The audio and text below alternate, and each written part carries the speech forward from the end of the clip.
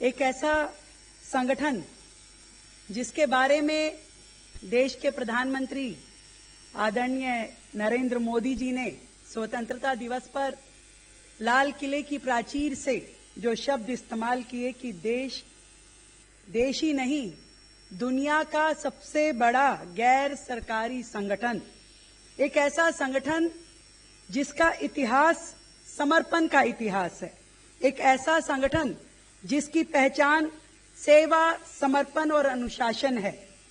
और ऐसे अनूठे और विश्व के लिए आश्चर्यजनक संगठन राष्ट्रीय स्वयंसेवक संघ के आप न केवल शीर्ष मार्गदर्शक हैं, बल्कि संपूर्ण संघ विचारधारा के, संपूर्ण संघ परिवार के आप प्रेरक हैं।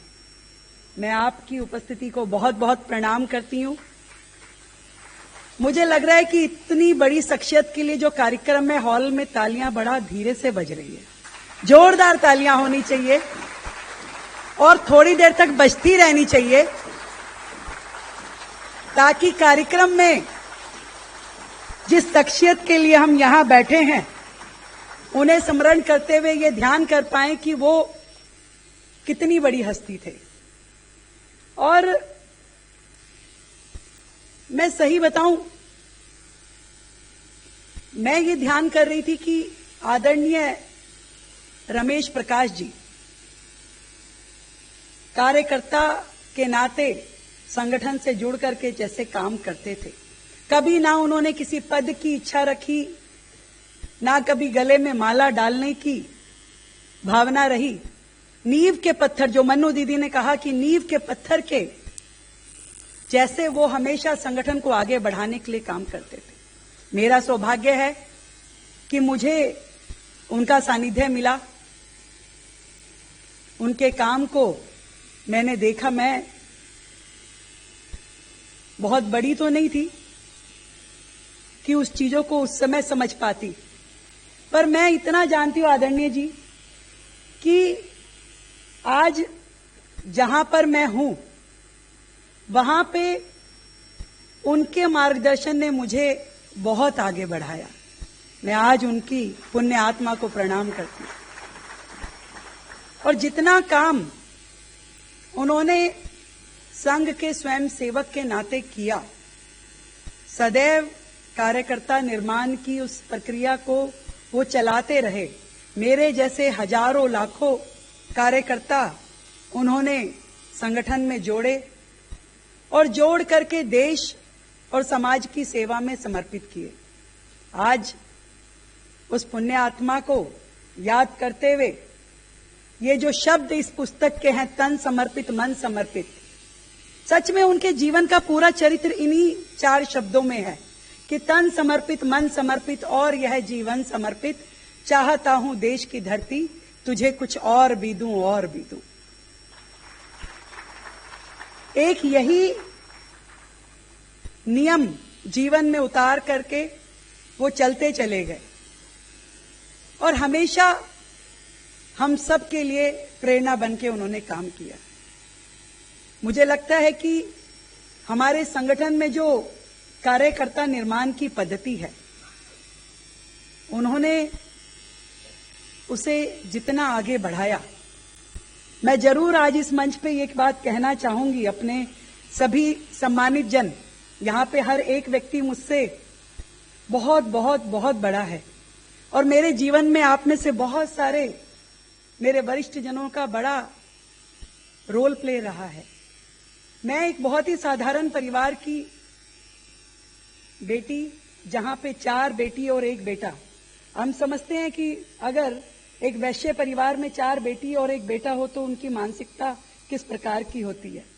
और मैं जब मुझे विद्यार्थी परिषद में जुड़ने का मौका मिला तो मेरे पिताजी तो मुझसे सहमत थे और चाहते थे कि मैं काम करूं संगठन का, क्योंकि वो स्वयं शाखा में जाने वाले और संपर्क में रहने वाले कार्यकर्ता थे। पर मेरी मां कभी खुश नहीं थी।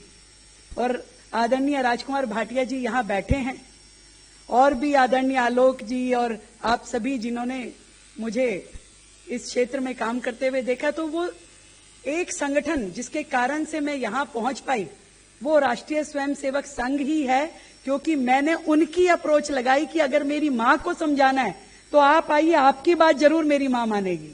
तो वो परिवार में आकर के उन्होंने जब बात करी मेरी मां से कि भाई बेटी को अगर समाज सेवा में काम करना चाहती है तो इससे मौका मिलना चाहिए, और आपको क्या दिक्कत है, क्या हर्ज है।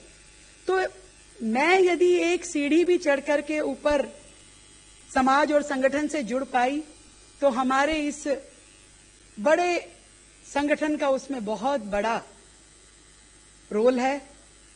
और मेरी जैसी हजारों लाखों कार्यकर्ता कभी राष्ट्रीय सेविका समिति के माध्यम से जुड़ी, कभी विद्यार्थी परिषद के माध्यम से जुड़ी, और जुड़ करके आज समाज में यदि अपना इतना सा भी मैं योगदान दे पा रही हूं तो वो संगठन के कारण दे पा रही हूं। आज आदरणीय रमेश जी हमारे बीच में नहीं है, पर उस व्यक्तित्व को याद करते हुए हम यही आज प्रण ले सकते हैं कि जो 4 शब्द उनके जीवन को दर्शाते हैं, इसमें हम अपने आप को भी रंग करके अपने जीवन को भी इसी दिशा में लेके जाएं। आप सबको मेरा बहुत बहुत प्रणाम। मंच पे उपस्थित कलीपुरी जी को और हमारे राजीव तुली जी को और मेरी बहुत ही आदरणीय और मां समान हमारी आशा जी, जिनका आशीर्वाद मुझे हमेशा मिला है, मैं पूरे परिवार को बहुत बहुत प्रणाम करती हूं कि आप सबके त्याग और तपस्या से ही आदरणीय रमेश जी समाज में इतने काम कर पाए और हम सबके जीवन को उन्होंने प्रकाश में किया। एक दीपक बन के वो जले, दीपक वो रहे और प्रकाश पूरे समाज को मिला। बहुत बहुत नमस्कार। रमेश जी के बारे में बहुत कुछ जानने वाले आप सब लोग हैं। वो दिल्ली प्रांत के कार्यवाह रहे, तो जैसे अच्छे संघ कार्यकर्ता की कार्यपद्धति की विशेषता होती है, प्रत्येक व्यक्ति को उसका स्पर्श होता है। बाहर जो दिखता है वो कार्यक्रम है, परंतु कार्यक्रम ही एक निमित्त होता है मनुष्यों को जोड़ने का।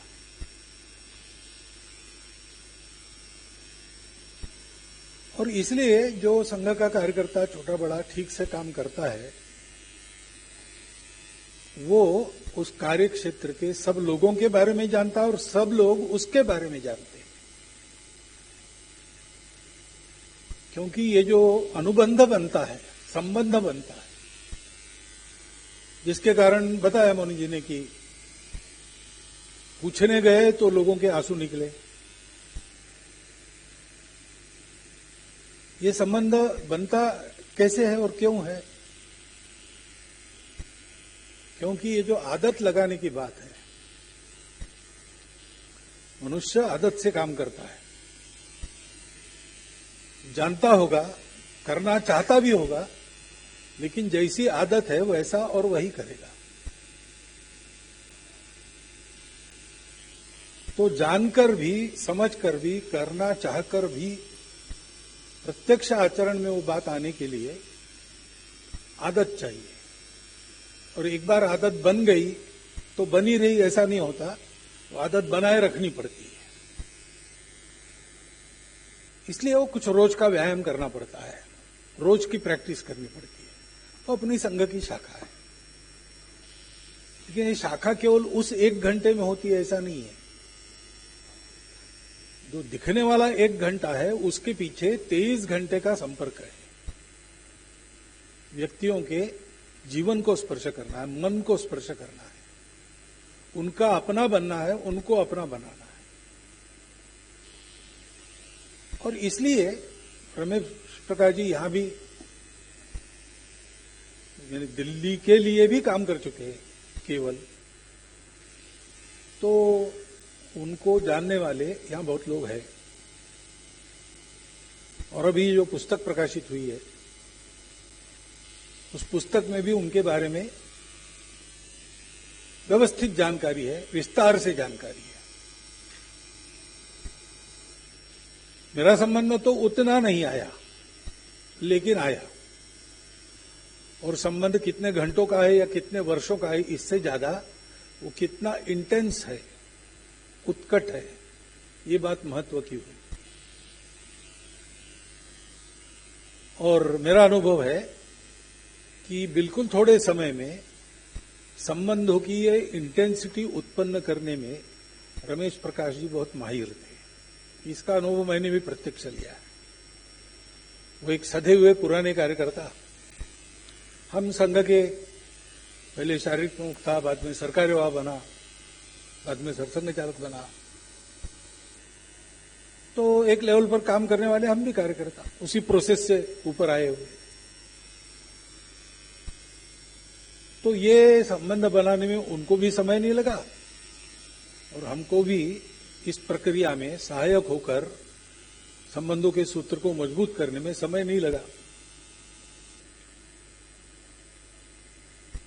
परंतु स्वभाव होता है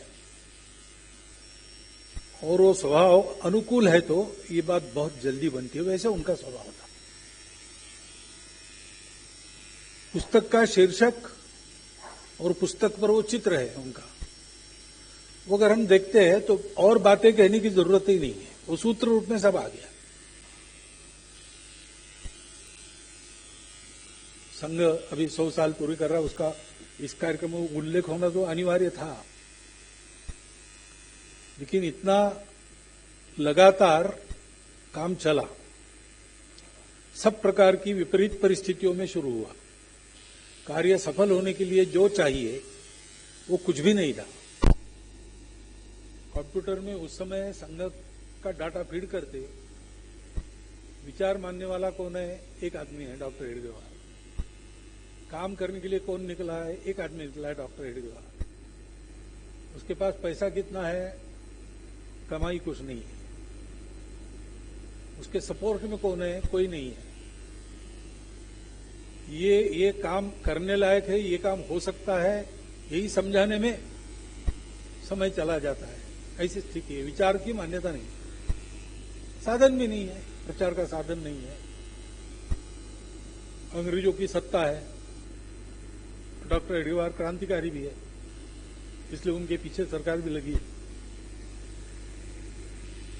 और बाकी समाज समझता है नहीं समझता है, ब्रिटिश सरकार जरूर समझती है। 1942 और बाद में ब्रिटिश सरकार ने अपने गुप्तचरों के द्वारा संघ का डिटेल सर्वे करवाया। हमारे उधर के विदर्भ, खानदेश, इस इलाके में जो शाखाएं थी, उसके सर्वे के कागज में मुझे देखने को मिले। अब कितनी जानकारी गुप्तचरों के पास रहती थी, देख के मैं भी आश्चर्यचकित हो गया। एक शाखा में रेगुलर संख्या कितनी रहती है और उनके सूची में कितने लोग हैं, उनके नाम क्या क्या है, उसमें पूर्ण गणवेश रखने वाले कितने हैं, यहां तक का डाटा उनके पास था। इनके कार्यक्रम होते उसमें क्या होता है, कौन बोलते और क्या बोलते, उसमें कितने उपस्थित रहते, ओटीसी ट्रेन कितने हैं, ये सब बातें। और अंत में लगभग हर एक कलेक्टर की ये कमेंट है कि अभी तो ये लोग कुछ उपद्रव वगैरह नहीं कर रहे हैं, बड़े अच्छे साफ सुथरे दिख रहे हैं, लेकिन कल जब कोई ब्रिटिश सरकार के खिलाफ शुरू होगा तो ये लोग हमारे लिए बहुत बड़ी बाधा सिद्ध होगी। सरकार ये एंटीसिपेशन रख के चल रही थी, इसलिए विरोध जैसा हो सकता है वैसा करती थी। कुछ भी नहीं था, लेकिन संघ बड़ा हो गया। कितनी बाधाएं आई, सरकारी विरोध हुआ, 2 बार प्रतिबंध लगे,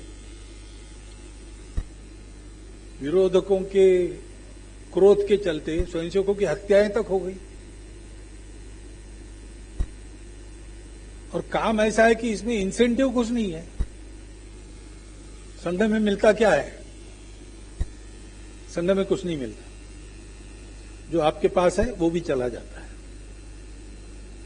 हिम्मत तो आओ करो। यही है, ये साफ साफ मुझे पूछते हैं लोग, तब मैं यही बताता हूं। गलतफहमी मंत्र हो गई है, यहां अगर स्वार्थ मन में है तो इधर मत आओ, आपकी भी उसमें भलाई है, संघ की भी उसमें भलाई है। लेकिन ऐसा सब होने के बाद ये चलता चला गया, बढ़ते चला गया, रोकने से रुका नहीं। कारण क्या है? कारण यही है कि सबसे पहले ये अपनेपन का काम है, शुद्ध सात्विक प्रेम का काम है। इसकी प्रेरणा विरोध प्रतिक्रिया ये नहीं है, इसकी प्रेरणा अपनापन है। ये हमारा समाज है, ये हमारा देश है। और अपनी हिंदू परंपरा में जो अपनापन होता है उसकी लिमिट नहीं होती। ये हमारा समाज है यानी ये हमारे संघ वाले हैं और लिमिटेड आत्मीयता उन तक है, ऐसा नहीं है। ये समाज है, ये हिंदू समाज केवल ऐसा नहीं है। अपने यहां की आत्मीयता तो विस्तारित होते चले जाती है वसुधैव कुटुंबकम। और ये सारी बातें तर्क की, उपपत्ति की, थियरी की नहीं है केवल, ये सामान्य स्वयंसेवक समझे, उसके आचरण में वो उतरे। इसलिए संघ के कार्यकर्ताओं को इसको जीना पड़ता है। किसी भी अच्छे संघ कार्यकर्ता का चरित्र आप देखेंगे तो इस पुस्तक में रमेश प्रकाश जी ये नाम हटाकर, उनसे संबंधित नाम हटाकर दूसरा नाम उससे संबंधित नाम डाल दिए तो वो उसका चरित्र हो जाएगा। ये रमेश प्रकाश जी संघ के स्वयंसेवक थे। संघ के स्वयंसेवक, इसमें सारी बातें आ जाती। जो बोला जाता है वो दिखता है। दूर से पहाड़ बहुत अच्छे लगते हैं, पास जाएंगे तो पसीना निकल आता है। ऐसे दूर से अच्छे दिखने वाले लोग होते हैं। जब तक हम दूर हैं तब तक बहुत अच्छे लगते हैं, हम पास जाएंगे तो उतने अच्छे नहीं लगेंगे। संघ का कार्यकर्ता ऐसा नहीं होता है। जैसा दूर से है वैसा ही पास से है। जो बोलने में है वही करने में है, वही सोचने में है। इसकी मेहनत करनी पड़ती है ऐसा होने के लिए, और मेहनत करते हैं। और ऐसा होने के बाद सबको ऐसा बनाने के लिए निरंतर परिश्रम करते हैं। जो संघ का स्वयंसेवक बना है उसका first mission of this life ये संघ कार्य है। प्रचारक है संघ में, सब कुछ छोड़ देते हैं, संघ में समर्पित हो जाते हैं। वो घर बार छोड़ के पूरा समय संघ ने जहां कहा वहां जाकर संघ ने जो बताया वो काम करते हैं। काम छोटा है कि बड़ा है इसको नहीं सोचते। संघ ने बताया हुआ काम उनके लिए बड़ा काम है। परंतु केवल वो ऐसे नहीं होते। ऐसे प्रचारक तो संघ में थोड़े हैं।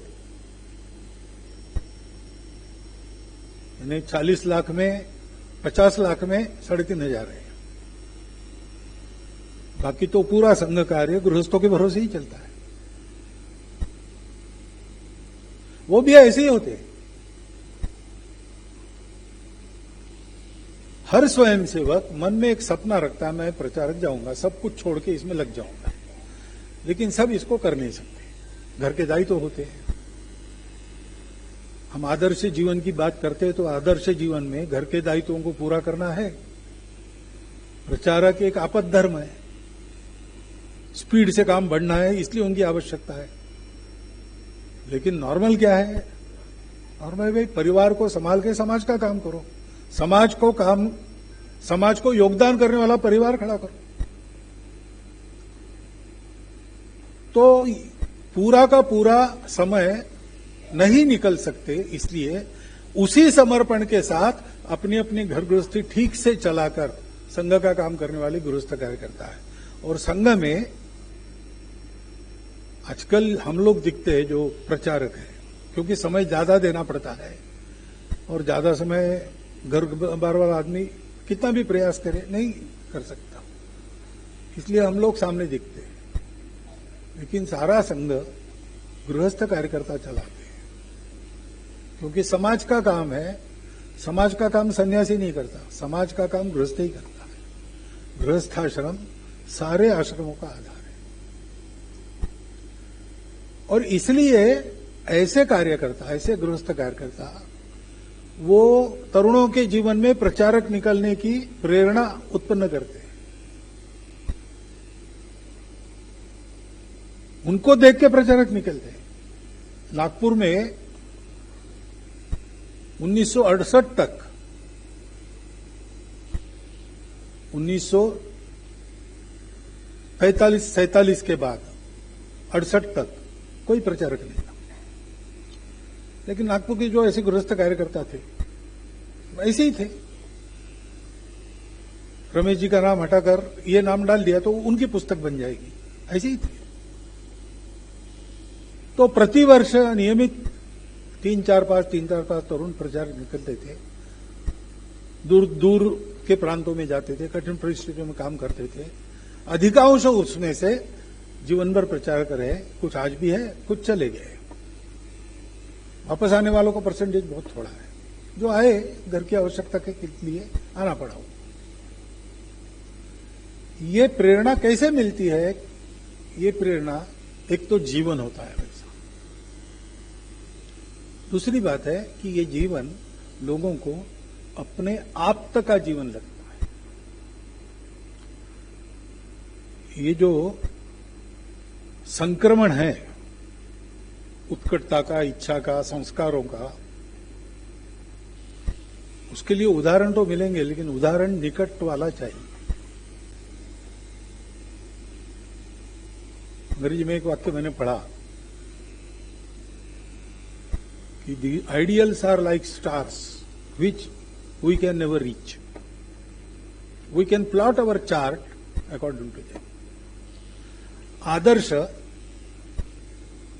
तारों जैसे होते हैं जहां हम पहुंच नहीं सकते, उनके प्रकाश में अपना रास्ता हम निकाल सकते हैं।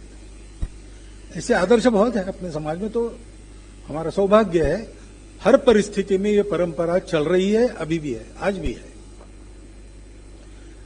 परंतु आदर्शों के प्रकाश में जब रास्ता देखते हैं तो वो तो कंटका किरण है, संकटों से भरा है।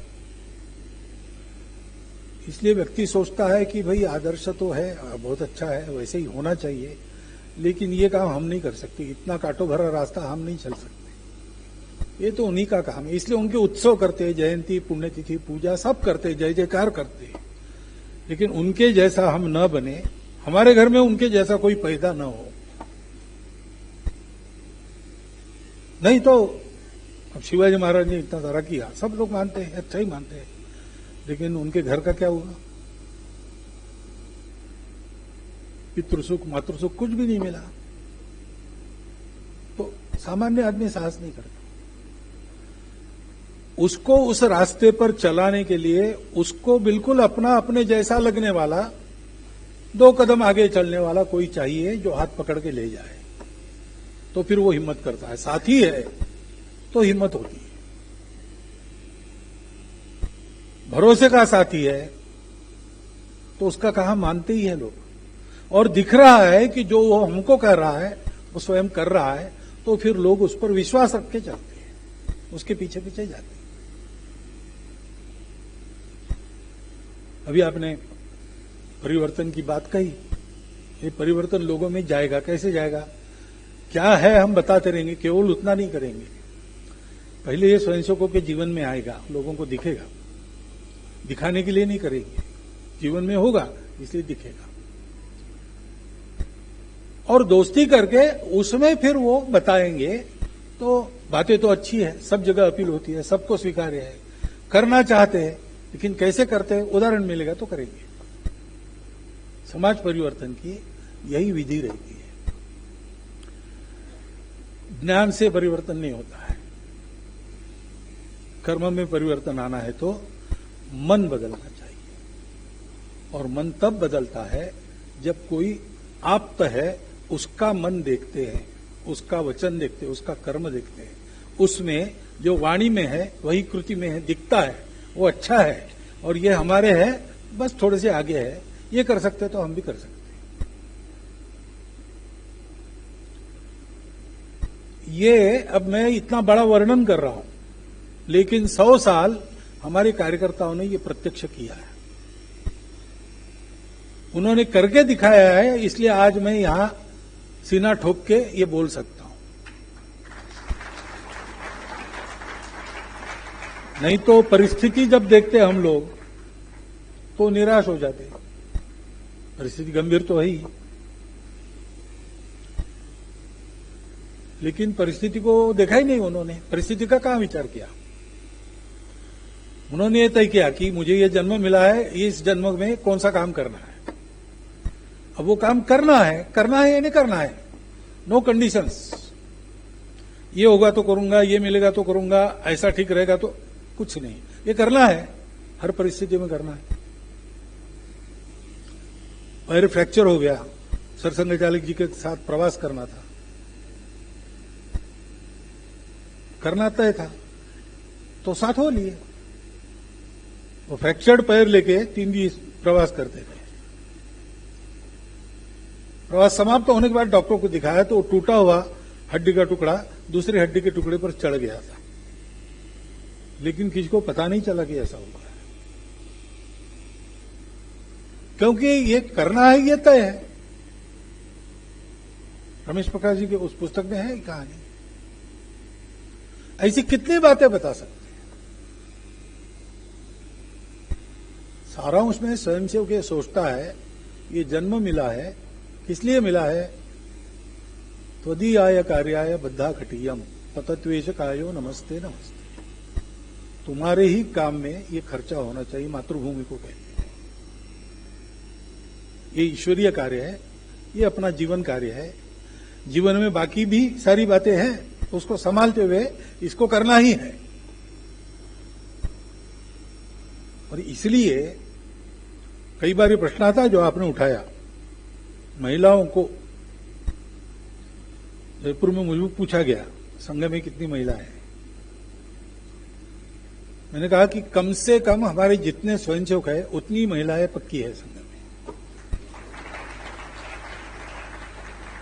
क्योंकि हर स्वयंसेवक की कोई माता है, कोई भगिनी है, पत्नी है, वो चाहती है कि ये काम अपने इस पुरुष ने करना चाहिए, तब वो होता है।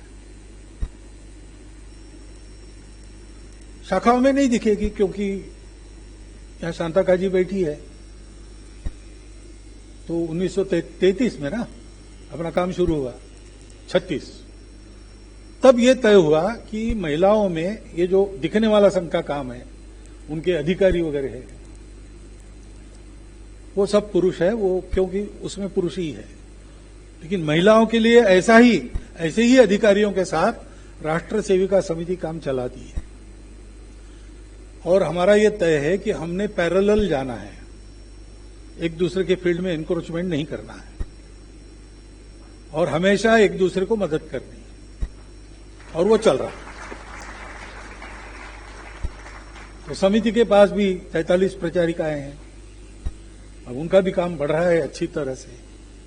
हमारा आपस में संवाद होता है, और हमारी जो कोर बॉडी रहती है निर्णय करने वाली प्रतिनिधि सभा, उसमें विभिन्न संगठनों में काम करने वाली मातृशक्ति को बाकायदा निमंत्रण रहता है। वहां के सारे संवाद में उनका भी सहयोग रहता है, चर्चा में उनका भी सहभाग होता है, निर्णय हमारा सबका मिलकर होता है।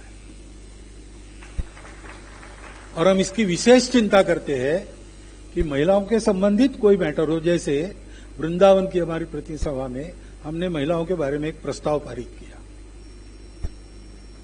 तो प्रस्ताव हमने तैयार किया, हम लोग पहले आए, प्रस्ताव समिति वगैरह वगैरह। बाद में हमारी माता भगिनी आ गई विभिन्न संगठनों से, फिर वो तैयार प्रस्ताव हमने उनके हाथ में दिया और कहा कि आपको इसको जैसा बदलना चाहिए, ऐसा लगता है ऐसा इसको बदल के दीजिए। भाव तो वो भी जानती है, हम भी जानते हैं, वो समान ही है, लेकिन जो अर्थ जाना है उसके बारे में आप इसको ठीक करो।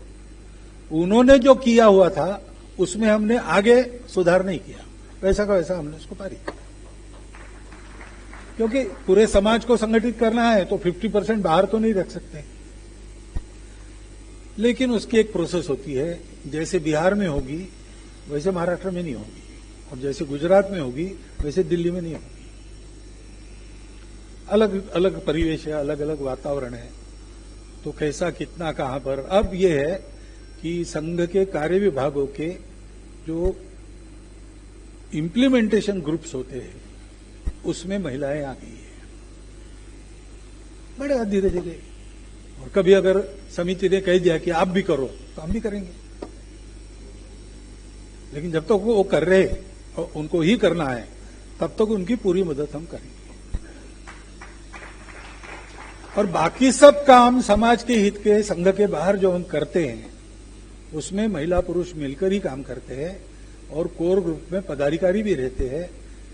सेवा भारती की अध्यक्षा दिल्ली के ये अखिल भारतीय, वो एक महिला है। ऐसे और भी संगठन है, मैं एक उदाहरण के लिए नाम दिया। मैं ये बता क्यों रहा हूं, ये सारा होता है, लेकिन ये नेचुरली इवॉल्व होता है। और ये ऐसा इवॉल्व हो सकता है, इसका कारण है हमारे कार्यकर्ताओं का जीवन व्यवहार। तो इसलिए कार्यकर्ता हमारा बन गया तो उसका घर भी हमारा बन जाता है कालांतर में। वो कार्यकर्ता समाज में काम करता है, शाखा में काम करता है, अपने घर में भी काम करे, ये अपेक्षा रहती है, और करते हैं तो ऐसा रमेश जी के परिवार जैसा परिवार एक खड़ा हो जाता है। ये संघ परिवार है। वो जो विभिन्न संगठनों को मिलाकर संघ परिवार कहा जाता है वो एक मिसनामर है। संगठन तो सब स्वतंत्र अलग स्वायत्त तो स्वावलंबी। असली संघ परिवार यानी हमारे कार्यकर्ताओं के, ऐसे कार्यकर्ताओं के परिवार है। संघ के स्वयंसेवक होते हैं, संघ के घर होते हैं, संघ की शाखा होती है। इन तीन के आधार पर संघ चलता है। और ऐसा ही एक आधारभूत चरित्र इस निमित्त बड़े उत्तम समय पर, जब 100 साल पूरे हो रहे हैं, 100 साल अच्छी तरह पूरे करने का एक गौरव भी स्वयंसेवकों के मनों में है, उत्साह भी उनके मन में है। उस समय जैसे विक्रमादित्य के सिंहासन पर चढ़ने गए विक्रम, तो पहले पैड़ी पर एक मूर्ति लगी थी, उसने उनको रोका, रुको, पैर रखने के पहले विचार करो, इसके पहले कौन बैठे थे, उन्होंने क्या किया। से 32 कहानियां सुनने के बाद, समझने के बाद वो सिंहासन पर बैठे। वैसे अभी स्वयंसेवक उत्साह में, गौरव में है उसमें, और ऐसे पुस्तक उनका प्रकाशन, उनको ये कहेगा रुको रुको जरा, आगे बढ़ने के पहले थोड़ा पीछे देखो, यहां तक कैसे आए हो तुम, कैसे रहे हो तुम, कैसा रहना चाहिए होगा तुमको भविष्य में। इसके तुम्हारे ही पास बहुत सारे उदाहरण हैं। स्टेट हमको दिख रही है, लेकिन जिन्होंने कमाई की उन्होंने क्या किया, ये जब तक तुम समझोगे नहीं तो इसको न रख सकोगे न बढ़ा सकोगे। अत्यंत उत्तम समय पर एक स्वयंसेवकत्व की दृष्टि से उत्तम चरित्र हम लोगों के सामने प्रकाशित हो रहा है। हम प्रकाशित कर रहे हैं, उसके पीछे कृतज्ञता बुद्धि तो हमारी है। जो स्नेह हम सबका रहा उसके कारण उनको स्मरण करने का भाव भी है। लेकिन हम सब संघ के स्वयंसेवक हैं, तो ये हमारे लिए आगे के पथ प्रदर्शन के लिए एक दीप मिला है। ऐसा दीप है जिसको तेल बाती की जरूरत नहीं है, जिसको स्थान की जरूरत नहीं है। रत्नदीप के बारे में एक सुभाषित है, अपेक्षन्ते न च स्नेहम। किसी का स्नेह आशीर्वाद नहीं चाहिए। मैंने तय किया है, जो परिस्थिति मिले, हार मिले या शूल मिले, काम तो करना ही करना है। अपेक्षन्ते न च स्नेहम, न पात्रम, स्टेटस नहीं चाहिए। कितनी जिम्मेवारियां बदली रमेश प्रकाश जी की, लेकिन उसी गति में, उसी उत्कटता से काम चलता रहा। न पात्रम न दशांतरम, बार बार कार्यकर्ता काम करता है, फिर निराश होता है, फिर कोई आके चाबी भरता है, फिर चाबी जब तक है तब तक चलता है। चाबी के खिलौने नहीं है स्वयंसेवक। उनको किसी ने गति, उन्होंने वो गति प्राप्त की है अपने चिंतन से, इसलिए दशांतर की आवश्यकता नहीं। सदा लोकहिते युक्ता रत्नदीपा उत्तम, उत्तम लोग रत्नदीप के जैसे सदा लोकहित में बिना तेल बाती बिना पात्र के कार्यरत रहते हैं। इस उक्ति को सत्य करने वाला एक उत्तम स्वयंसेवक का चरित्र हमारे पास है। 100 साल की दहलीज पर विजयादशमी से शुरू होंगे कार्यक्रम। हमने इस पुस्तक को खरीदना चाहिए, ऐसे पुस्तकों को खरीदते रहना चाहिए, घर में रखना चाहिए। हमने सबने, परिवार के लोगों ने भी उसको पढ़ना चाहिए। कुटुंब प्रबोधन की बैठक अगर हमारी साप्ताहिक शुरू होती है अपने घर में, तो उसमें ऐसे पुस्तकों का एक छोटा सा पर्व पढ़े और ऐसा पठन चलने दे, तो इसके बहुत अच्छे परिणाम हमारे अपने लिए, हमारी मनस्थिति के लिए, हमारी कार्यशैली के लिए हम सबको मिलेंगे। ऐसी इस ग्रंथ की योग्यता है। बनाया बहुत स्वरूप सुंदर है, उत्तम, टेक्निकली भी बहुत अच्छा हुआ है। मैं बहुत ज्यादा उस टेक्निक को जानता नहीं, सुरुचि वाले जानते हैं, लेकिन देखकर मुझे लगता है कि वो भी अच्छा बना है। लेकिन जैसे पुस्तक अच्छा बना है, वैसे पुस्तक की विषय वस्तु हमारे लिए बहुत ही अच्छी, प्रेरणादायक, जीवन में परिवर्तन लाने लायक है। इसलिए उसका लाभ सब लोगों ने लेना चाहिए, ऐसा आह्वान आपके सामने रखता हूं और मेरे 4 शब्द समाप्त